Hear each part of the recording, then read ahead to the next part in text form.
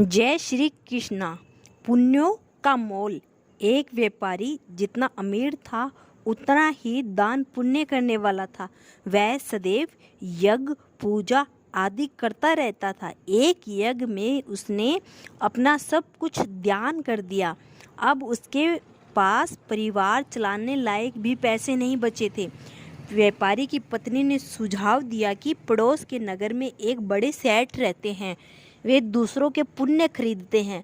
आप उनके पास जाइए और अपने कुछ पुण्य बेचकर थोड़े पैसे ले आइए, जिससे फिर से काम धंधा शुरू हो सके। पुण्य बेचने की व्यापारी की बिल्कुल इच्छा नहीं थी, लेकिन पत्नी के दबाव और बच्चों की चिंताओं में वह पुण्य बेचने को तैयार हुआ। पत्नी ने रास्ते में खाने के लिए 4 रोटियां बनाकर दे दी। व्यापारी चलता चलता उस नगर के पास पहुंचा, जहां पुण्य के खरीदार सेठ रहते थे। उसे भूख लगी थी। नगर में प्रवेश करने से पहले उसने सोचा भोजन कर लिया जाए। उसने जैसी ही रोटियां निकाली, एक कुतिया तुरंत के जन्मे अपने 3 बच्चों के साथ आ खड़ी हुई। कुतिया ने बच्चे जंगल में जन्म दिए थे। बारिश के दिन थे और बच्चे छोटे थे, इसलिए वह उन्हें छोड़कर नगर में नहीं जा सकती थी। व्यापारी को दया आ गई। उसने एक रोटी कुतिया को खाने के लिए दे दिया।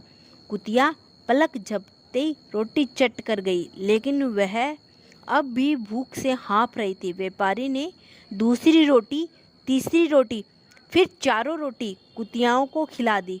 खुद केवल पानी पीकर सेठ के पास पहुंचा। व्यापारी ने सेठ से कहा कि वह अपना पुण्य बेचने आया है। सेठ व्यस्त था।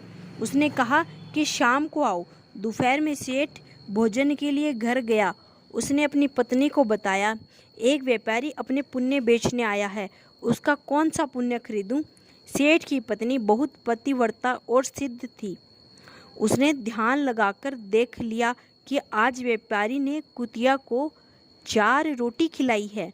उसने अपने पति से कहा कि उसका आज का पुण्य खरीदना, जो उसने एक जानवर को रोटी खिलाकर कमाया है, वह उसका अब तक सर्वश्रेष्ठ पुण्य है।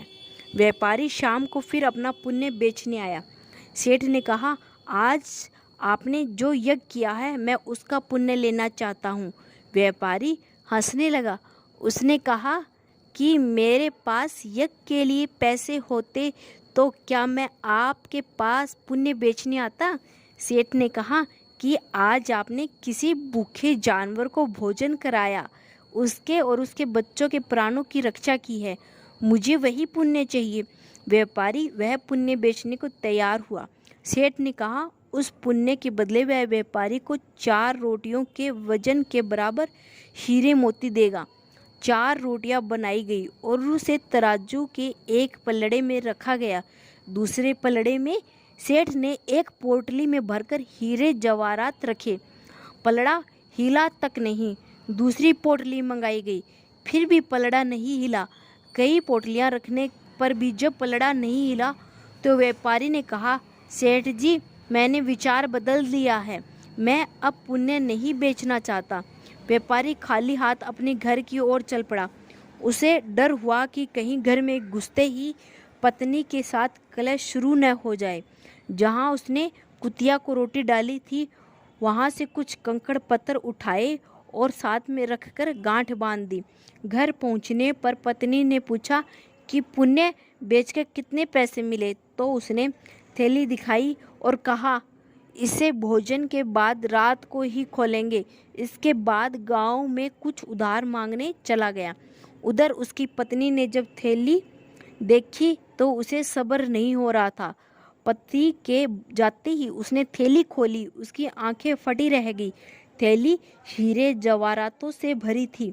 व्यापारी घर लौटा तो उसकी पत्नी ने पूछा कि पुण्य को इतना अच्छा मोल किसने दिया? इतने हीरे जवाहरात कहाँ से आए? व्यापारी का अंदेशा हुआ कि पत्नी सारा भेद जानकर ताने तो नहीं मार रही, लेकिन उसके चेहरे की चमक से ऐसा लग रहा था कि व्यापारी ने कहा, दिखाओ कहाँ है? हीरे जवाहरात पत्नी ने लाकर पोटली उसके सामने पलट दी। उसमें बेशक कीमती रत्न गिरे। व्यापारी हैरान रह गया।